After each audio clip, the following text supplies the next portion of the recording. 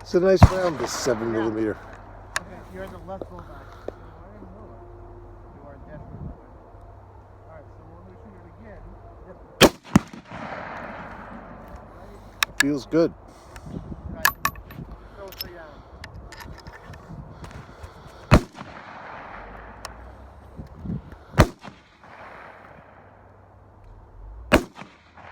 Yeah, so you're in the left bullseye. All right, Milsurp Garage. That was a fun range visit with the Remington Rolling Block. It's amazing that we've had this channel around this long, me and you, and we have not visited with this thing. It has bounced in and out of a couple of videos, you know, through the years. I've had it a few years. I'm never going to be able to touch on all the history on these things. It's insanity. I can bust out a couple of books and explain some of the crazy calibers these things were in and some of the older ones and everything. But my main goal with this video is to show you this one and why, out of the tons of different rolling blocks, I mean, I did my research and this is the rolling block I decided to pick. And I'll tell you why. You see if you're interested in getting one of these things, if that fits in with your, fits in with your collection. And if you're just watching this video because you just want to check it out, at least I might not be able to offer you a huge history on all the different rolling blocks. There's tons of videos out there that could do that, but at least I could kind of do a really close look on just one specific one. You know what I'm saying? So we can differentiate exactly what it is about this one that is different from the others. So if you take out a book like this, Rifles of the World, okay, it's like I just broke one book out. There's tons of books that will have this rifle, and this is by John Walter. I like this book. It gives a nice overviews and nice numbers on stuff. I don't know, it breaks down stuff by manufacturing numbers you see in here, and quantities and all kinds of things that you normally don't see. As you can see here, if you want to go through the rolling block, originally it was developed from a earlier split breech pattern that was credited to this guy Leonard Geiger, and then it was a subject of patents granted to this guy Ryder. And then there was somebody else involved. So you used to have a split breech here. So just remember that for later. We're going to dig into exactly how it works. But it's an interesting patent because it seems to be one of those few things that two people kind of had the idea right around the same time. And it wasn't like these ideas just came out of the blue. This basic design was, things were starting to go in this direction because, when you had like percussion cap, right? You had like a thing where you had to cock a hammer, and then there was a thing where you put a percussion cap, and when they moved the percussion cap into the round, this kind of idea, it was just kind of like the next step in the evolution. So it wasn't like they just picked it out of the sky. It was kind of, things were moving in this direction, and two guys having the same idea, it's not really that unusual considering, it was like the next logical step kind of thing if you really looked at what was going on, how the designs were falling. But again, I want to wait a second before I actually just poke into that. I just want to give you an idea of where these things came out of. And this was the 1860s is when this started to become popular, and the U.S. started to pay attention. And Remington had to buy some dude out that had like a similar patent. And these things were military weapons in Denmark, Egypt, Mexico. And I was going to read you these calibers, but the calibers are like 11-43 by 50 millimeter rim. There are these black powder cartridges. It was a black powder gun. So like all the rounds, where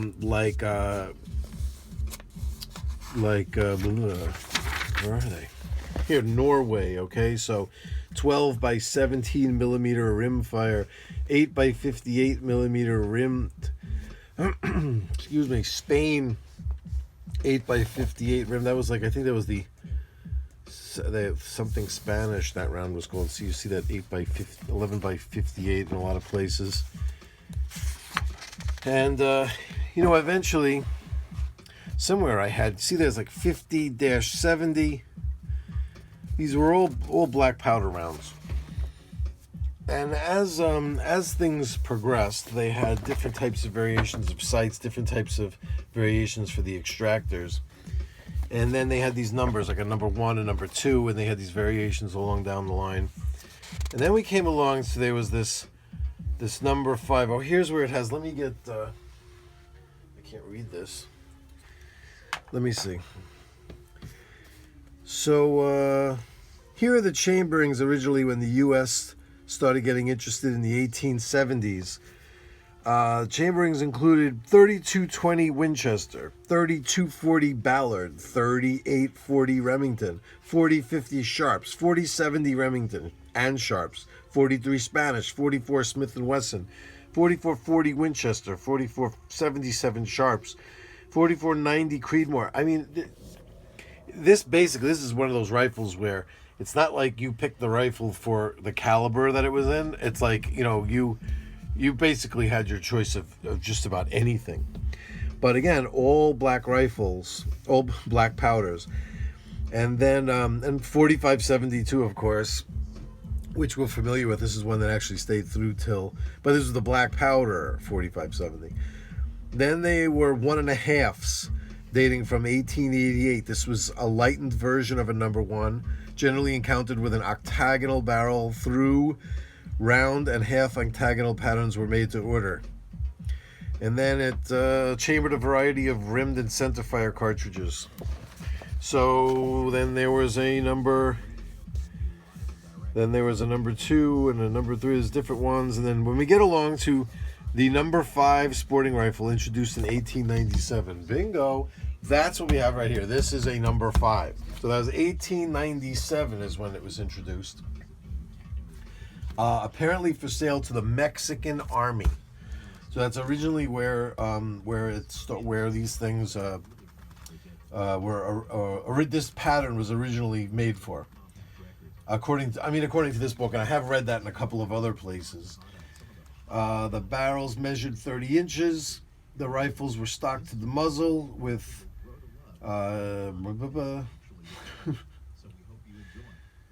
the calibers were 7mm Mauser. Now, if you listen to these calibers, you're going to see a difference here, which is 7 by 57mm, 30 M1903, 30-30 Winchester. Now, 30 M1903, I don't know if that might be the 30-30.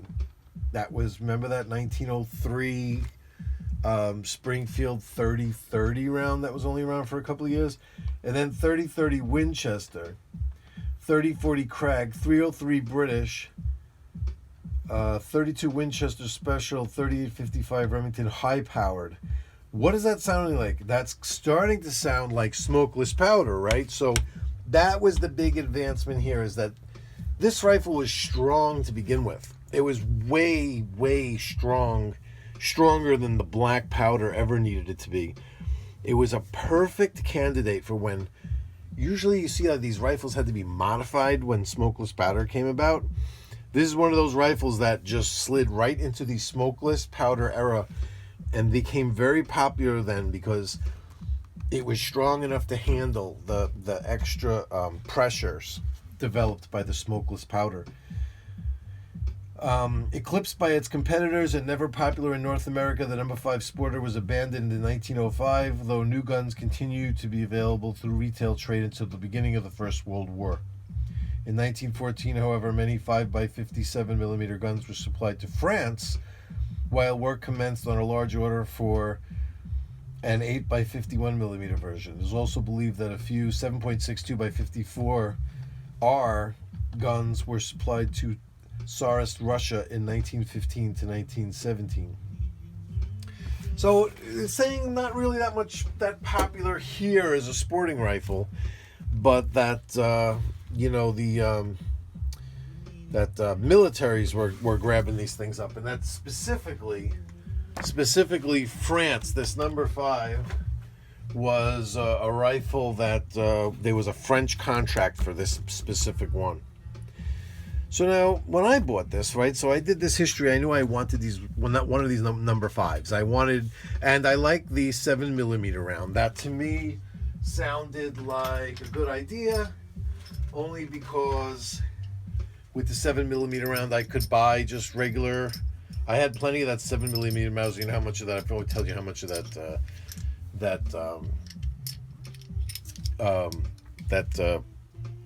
what the hell country is that again? The Chilean Mauser. How much of that Chilean ammo I have? Forget about it. I got tons of that. So that would come in really handy to just get one at 7mm. So I thought that I'd find one that had like military marking, stuff like that, and just from poking around I found this one. Now we'll get into just the specifics of this one. Now that it's kind of like a little bit of a timeline. This was like kind of like the end.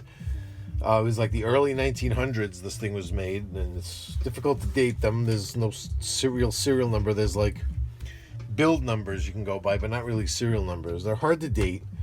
There's just a range. That range would be 1902 to 1911, just from looking at how this setup is. That's just kind of like the setup that how it was laid out, that I knew what years it would have been made from. But no military markings on here at all, which was interesting. There's no crest, no stampings, no nothing. So I kind of thought that was unique, and the wood was beautiful, and it looked really nice, and the action was perfect. And that's the one that I settled on because it definitely had exactly what I needed. Now, let's dig into this one specifically here. Let's see. The French contract thing is interesting because I wanted a bayonet, and these bayonets are very expensive. You can see they're actually marked Remington. This is the bayonet for it, and this is a French contract bayonet. And they're expensive, and I remember I couldn't get this guy down. I finally found one of these, and I couldn't get the guy down, and then luckily, it was missing a nice chunk here out of the wood, and that's where I was able to get this guy into a reasonable price to let this thing go. It was like a bargaining chip I used where he finally broke down. But I can't pay hundreds of dollars for a bayonet. It's like I barely could pay hundreds of dollars for a rifle, for crying out loud. I don't need the bayonet was almost more. He was asking almost more than what I paid for the entire rifle. So, but I had to make a deal with him, and then I flipped it over and was like, "Oh, come on! What are you talking about?" I was able to actually work a deal with him. But this then was what I have on the bayonet. It's the M1914 Rolling Block bayonet. There's the blade length, the overall length, made for use on the number 5 French contract.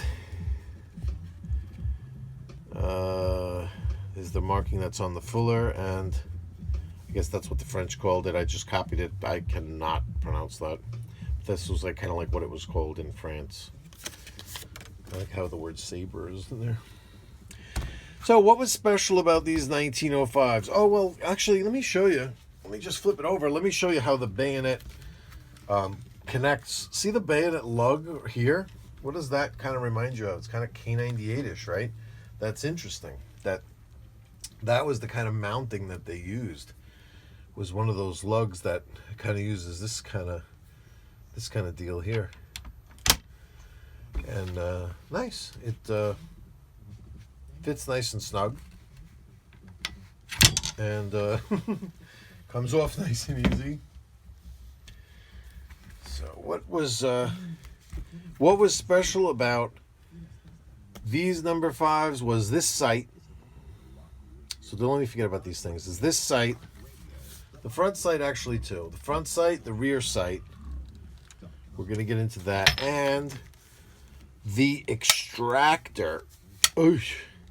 And we're going to get into the action and everything, but it's going to be this extractor right here. Which, if you want to identify it, is identified by looking at where the screw is that screws the extractor in. That's how you can tell what kind of extractor you have, in case you have one of these and you're curious. Let me get some stuff out of the way because I'm causing damage here. Now let me show you. I'm going to show you the book you need to get if you really want to research these things and maybe not move into the area necessarily that I'm moving and get one of these number fives. It was called the Model 1902. Also, I'm going to show you something cool. That's going to be pretty cool. But yeah, this book, let me give props to the owner, George Lehman, with a forward. We don't need the forward. Oh, Flaterman did the forward. Nice. See, this book is very well respected.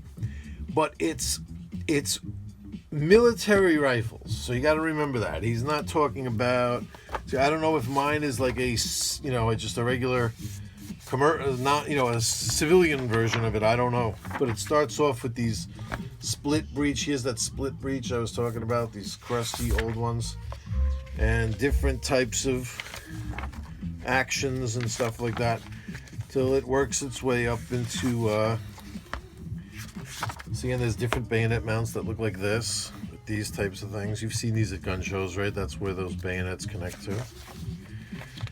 And that's when, here we are talking about the rear sight, and what did I tell you? The front sight, and what else did I tell you? The extractor. There we go. So I'm going to leave this open to here because we're going to revisit that. Now let's discuss exactly what's going on here, what this weird looking action, if you're not familiar with it, or even if you are. Let's discuss. So this is kind of like a plate that screws on here to hold these two. These are two like fulcrums here. These are two pins that go through here to be the center of these two circular moving parts here. That's what makes the whole action. So taking out that screw and pulling that out and tapping these pins out gets everything to all come apart. So it's simple enough to take apart. And the action, it also seems very simple, and it's amazing in its simplicity as to how foolproof it is. So you don't ever want to be able to have this open and have the round get struck. You want to make sure that this is always closed when the hammer could fall. And by making this a circle where this part goes in front of it, now no matter how you pull the trigger, this can't possibly close. By the same token, if this can't open, once this closes and the firing pin is hit, this part is locking this positively closed. There's nothing else holding this closed. This just flops back and forth. It's this part itself closing that holds it all shut when the round fires. This is where its incredible strength comes from. Super strong action, this thing. There's no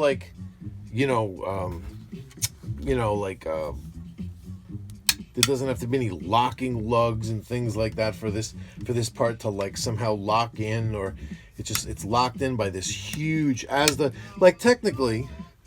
technically when you're pulling the trigger and you release the sear, technically this is still completely open.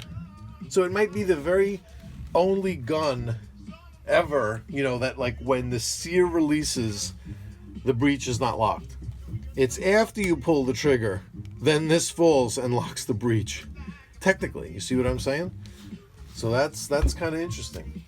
That the second you pull this trigger, this could get hit, conceivably blowing this back and blasting all of this into your face. But as it's on its way down, it positively locks it, and there's no way there could ever possibly be an error. It has to work.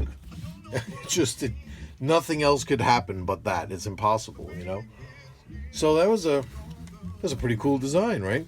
Now originally, they just had these things where when you opened it up, it just kind of lazily pushed out the back of the cartridge, and you'd have to grab it with your fingers and pull it out if you were lucky.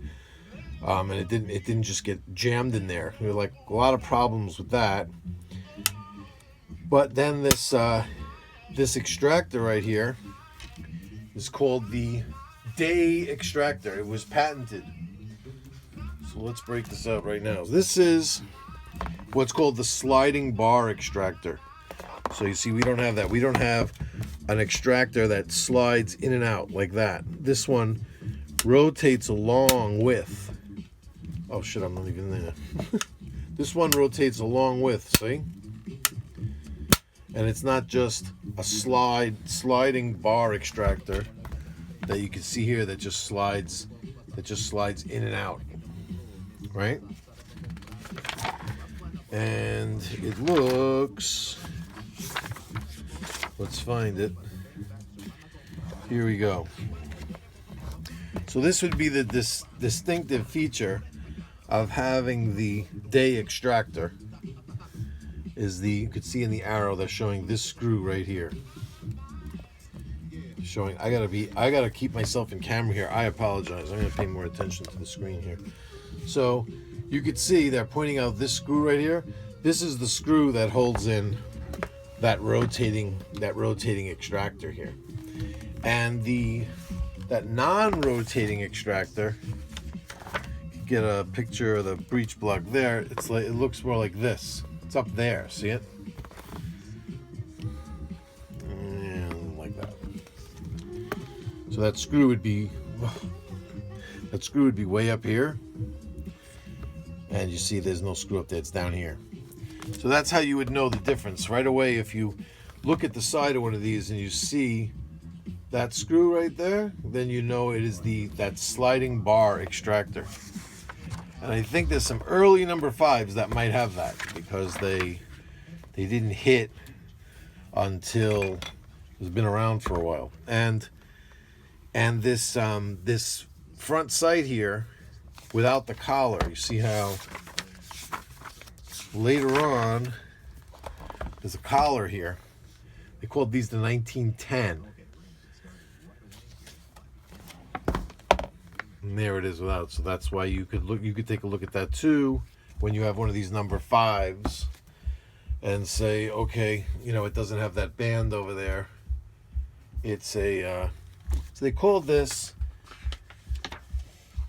I'm losing track of where that was exactly, but this is the number 2 and then the number 5. These things, they had an interesting name that they were called. See, they say that none of these names, like the M1902, 1910, none of these were ever used by Remington. It was actually just called the Remington Model 1897. That was it. The improved small bore military rifle is what these number 5s were called. The improvement. That's all it was called. But the collectors, they called it a Model 1902, and I'm going to tell you why. It's very interesting. See how close up I could get on this. There really was no 1902 anywhere on this gun. You see this right here? That says 1901. You can see there's the 1 and the 19. It was maybe something wrong with the tool that was stamping them or something, but that was misinterpreted as a 2. But I'm telling you, that's a 1. That's another 1. It all depends. See, from that angle, it sure looks like a 2, but there's a certain angle. See, now, if you put it like that, it looks like 1901, right? It's very interesting that's why that was called that. This roll stamp also, by the way, denotes the age of it. There's different roll stamps for different ages. But that's where this one kind of got the name, the 1902. There wasn't even a 1902 on it. That actually was a 1901 stamp. So that's like another name that these things were given. And so that's the Day extractor. And let me come up with what that rear sight was called. The rear sight is very interesting. They deem that like too expensive to see all these different rear sights. Look at all the different ones, right? They all look very kind of basic, you know what I mean? They're all like very, very basic. And this one right here, this is the Edwards patent rear sight, introduced on the 1896. It disappears from Remington catalogs around 07 or 8, but is still seen on new rifles made after 1911. So for some reason it disappeared. I think they deemed it a little, it says it's too expensive. I've heard in a couple of places that it was just too expensive, this one. One of the experimental Belgian military rifles discussed in Chapter 3, known to have been made in 1914, still uses this sight. The Edwards sight was relatively expensive and is unknown if it was completely discontinued when a simpler rear sight was adopted for use on the M1902, or if it continued as an optional item. See, this M1902 moniker is used in these books and stuff like that, but there really was no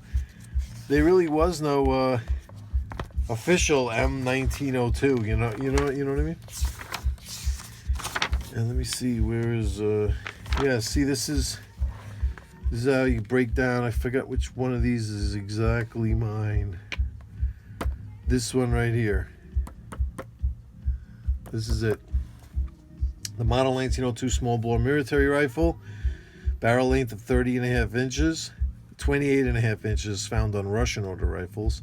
Here were the calibers: 7x57 Spanish Mauser, which is what I got, 7.65x53 Belgian Mauser, 30-40 Krag, 303 British, and 7.62x54 Russian. It says that, but I think that's 54R, of course.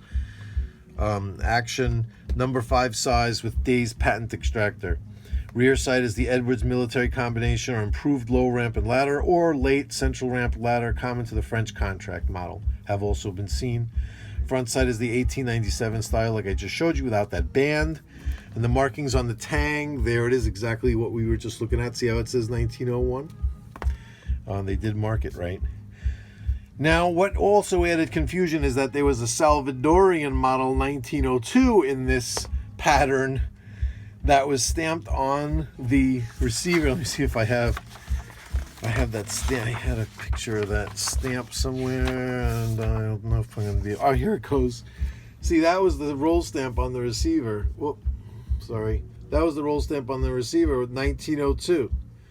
So because of that, that's what also did it, is that, you know, but that was just that particular country. That was just El Salvador saying that's what we want on our crest, but it didn't have anything to do with the model of the rifle. But that added into that whole M1902 thing. You know what I mean? So, woof. See, even though you don't want to really talk too much about the history, you go crazy. Let's see, what else do I have here with it? So there's a sequence number on these, and I found the sequence number on the top tang, on the left side of the top tang. So I'm talking about like under the wood here on the side of it. I found the sequence number and this other number, a 3-digit number. And on the trigger guard on the side of it, so when this comes apart on the side of it, I found that what they're calling a sequence number. And it was behind the butt plate was that 3-digit number. The top tang on the shoulder stock was the sequence number. So even on the wood, so this wood matches it. The lower wood on the flat by the receiver was that 3-digit number. And the bottom of the barrel by the receiver was a Y23. And I don't know what the hell that means, but I couldn't find any military markings on this at all. But this looks like this is actually the furniture that originally came on this thing and everything. Oh, it has that U on the barrel band that Remington's known to put. That was kind of like a military thing, so you knew which way to put it. But I put this aftermarket U.S. sling on it, and there you go. I was ready to rock. Now let's check out this action, shall we? What can I use to? I'll just use my hands. What do we have here again? The 7x57 Spanish Mauser snap caps from realisticsnapcaps.com. Look how well these are the advanced tactical versions of these things with the tips like this. These things are friggin' awesome, and you can get them from realisticsnapcaps.com and use coupon code Milsurp Garage, one word, MILSURPGARAGE, for 10% off, free shipping. They'll wash your car. Come on, get out there and buy some. You know, What's cool about these things is you can mess around with checking out these actions without having. See, this would be a funky one to use live ammo to test out this extractor too, because this has to be open like this, right? Now some of these versions, when you close this, it would go down to half cock. It would drop down to here where you had to physically cock it again to shoot, but this number 5 contract doesn't do that. See that day extractor in action? Nice, huh? The number 5 doesn't do that. So once you close this to, it's live, it could fire. This is a perfect reason. There's no safety on this thing, you know what I mean? And not only that, you see that firing pin in there. When I bought this, I wish I should have went and looked through my stuff and found it, because I kept the old one. It had a broken firing pin. I knew it had a broken firing pin because I didn't see any protrusion here. And you could just about see, if you kept it like right about there, you could push this with something. Now you see, do you see that firing pin sticking out over there? Let me see, where are we?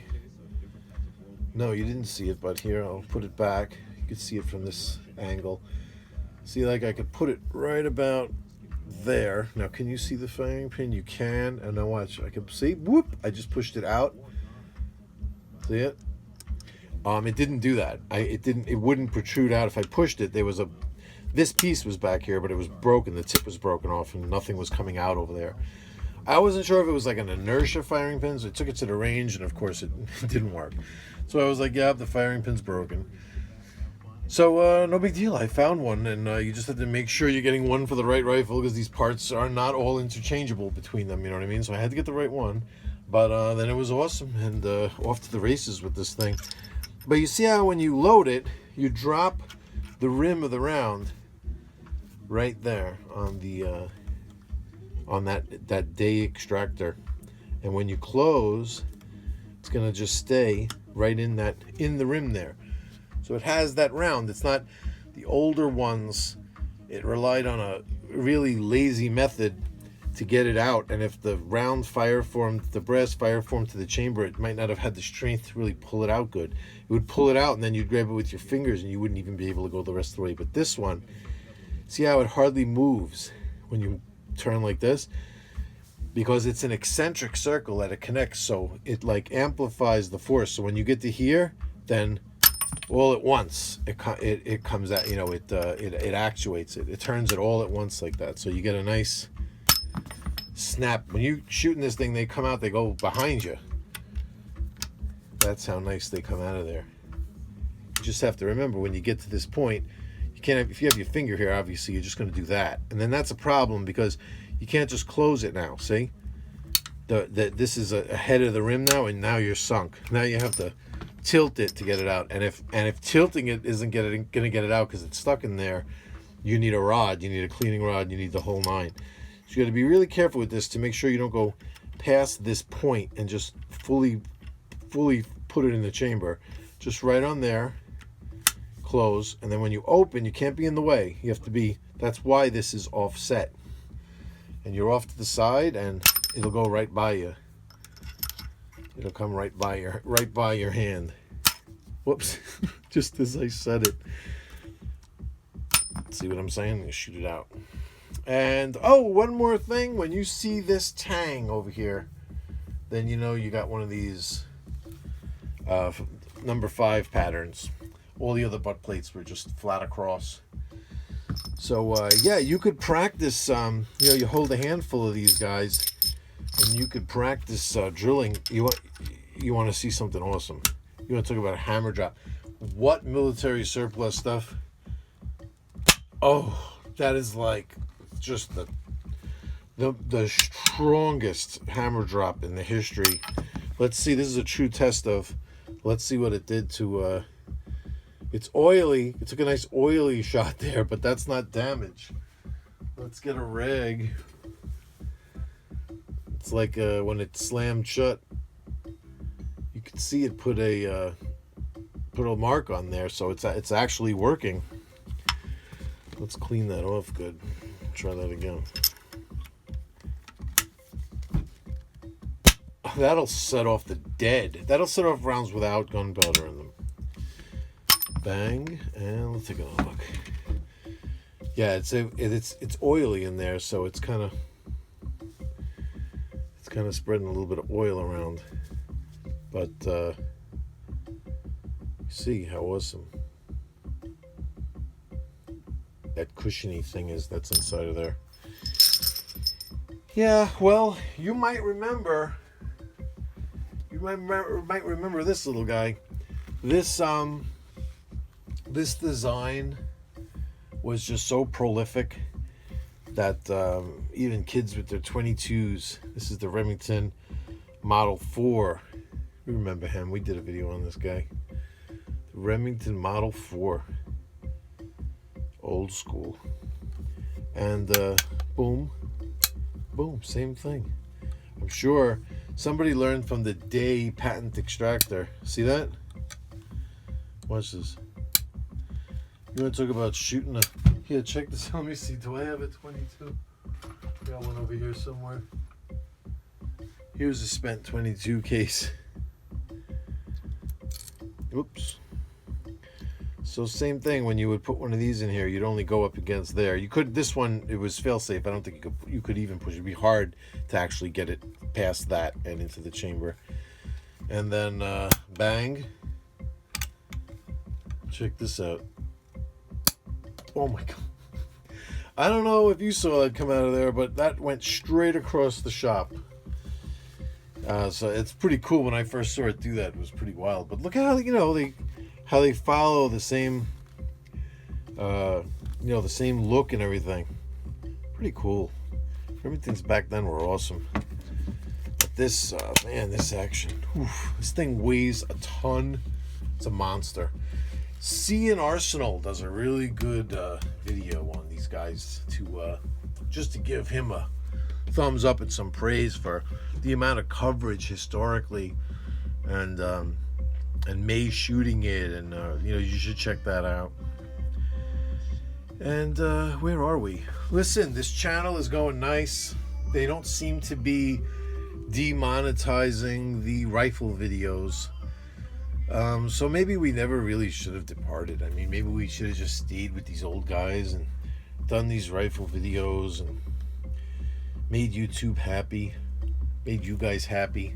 But it's nice to be back. I mean, come on, could you get any more Milsurp than this? This is, if you looked up Milsurp in the dictionary, that's what they're gonna show you. Let's take a nice look here.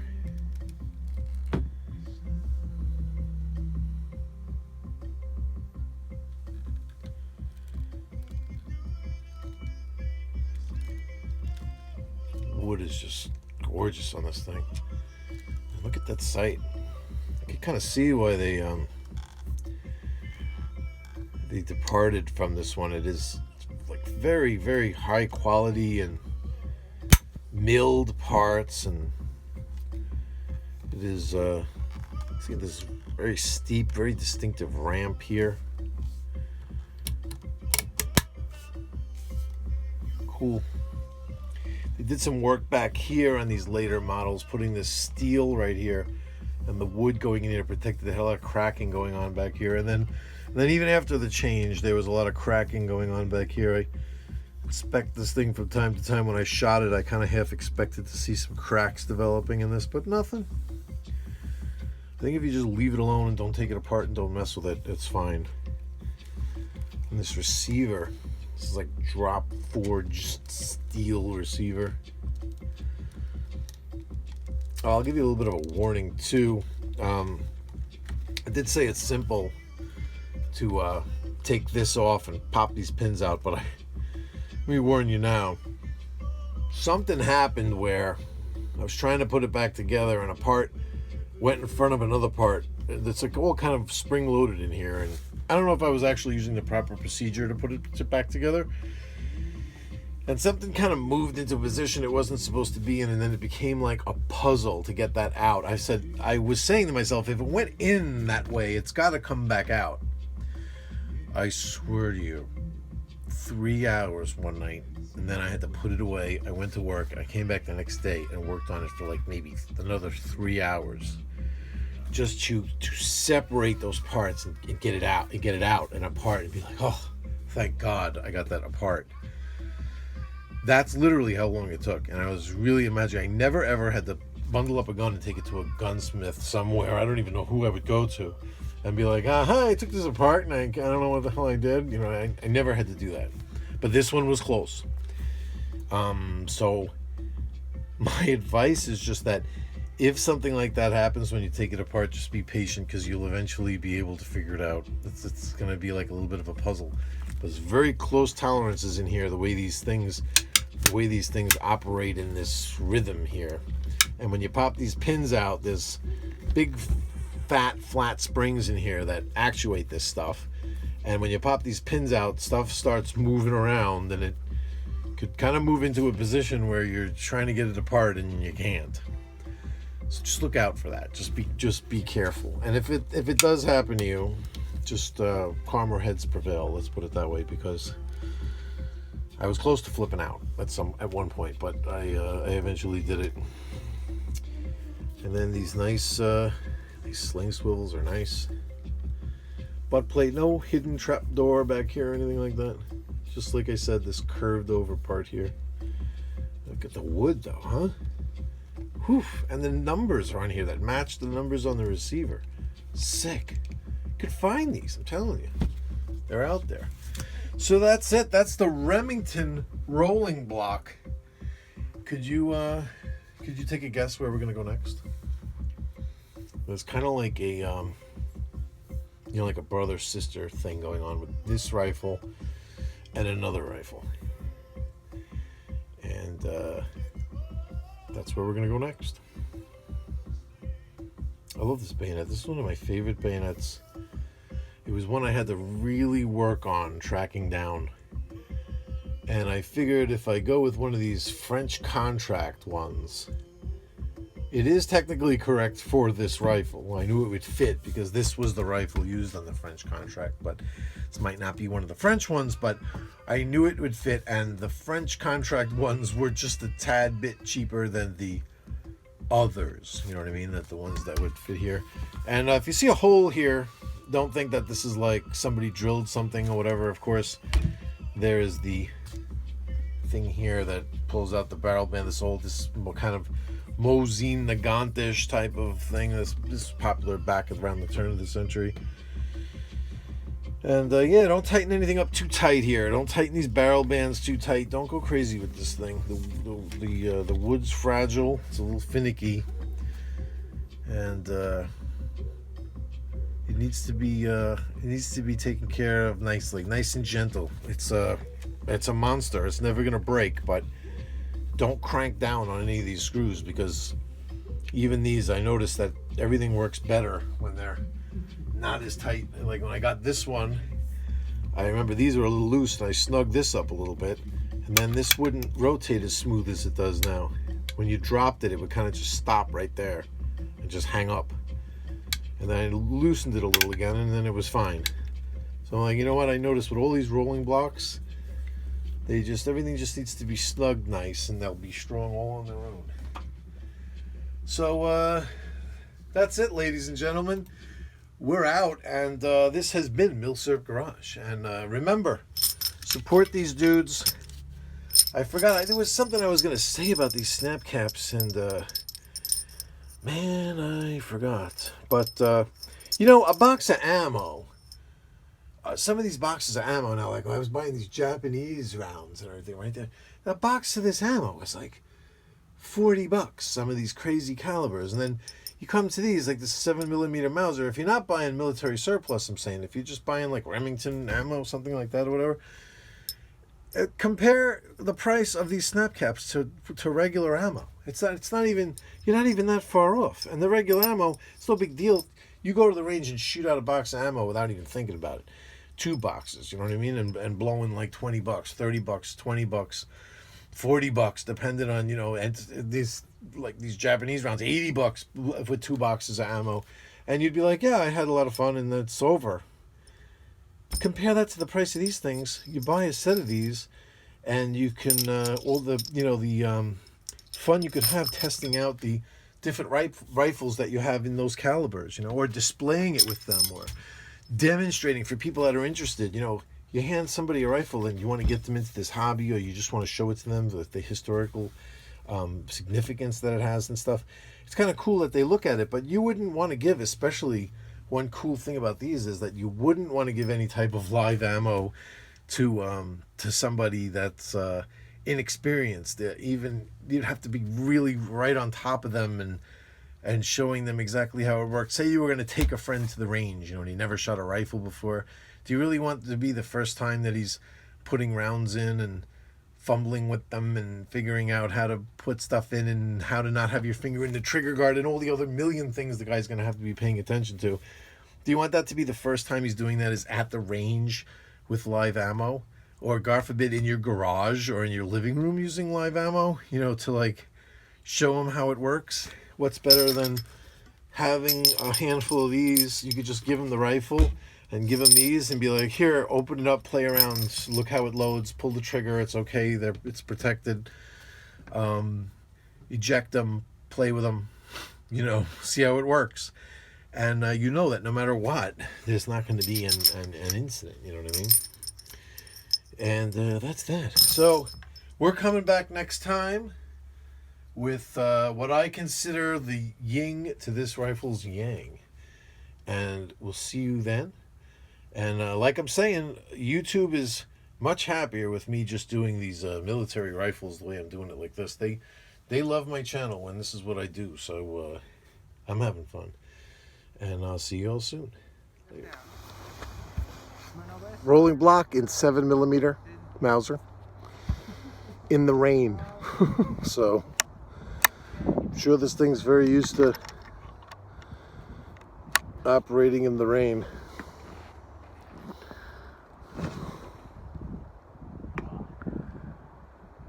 What do you want? So the down is right. I think so. Oh, you already did it?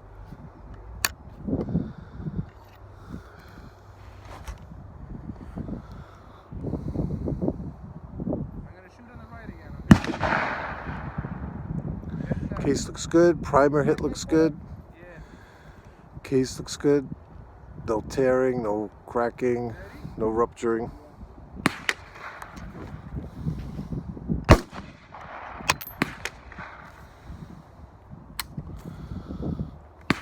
It's Chilean surplus. Works good.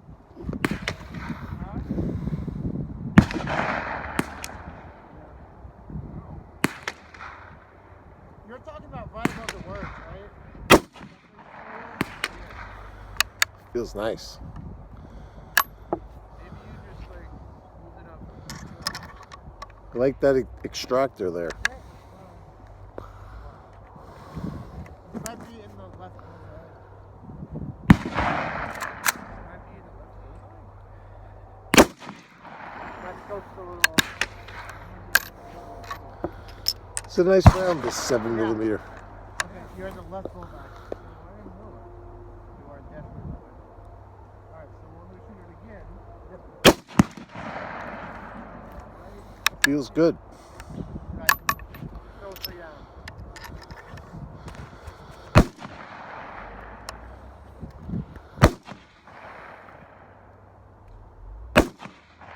Yeah, so you're in the left bullseye. Trigger. The trigger is really nice.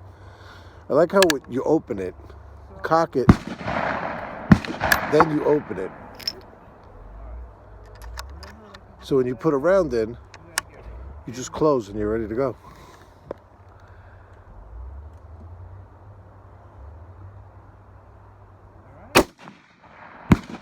Might seem like a big operation, but it's pretty simple. And even all wet like this, everything's all wet. It's like a misty rain, everything's all wet. I'm not slipping off anything.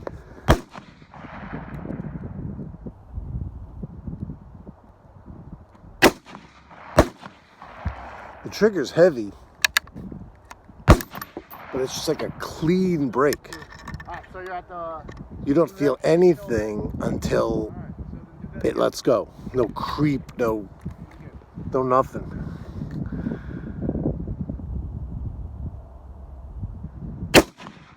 So you could really stay on target. You just gradually add pressure, and it's a lot of pressure, but gradually adding, and then boom, it just lets go. So there's no creeping and movement.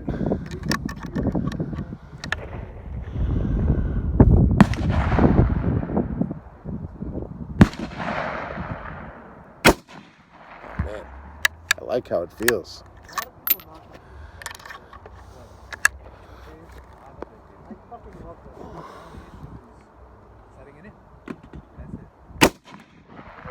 And this is like a blinker. I have so much of this stuff. So much. And look at it. It's all, this is crusty, like 70s surplus. And every round is good. Chilean surplus. Ready? Yep. Right target.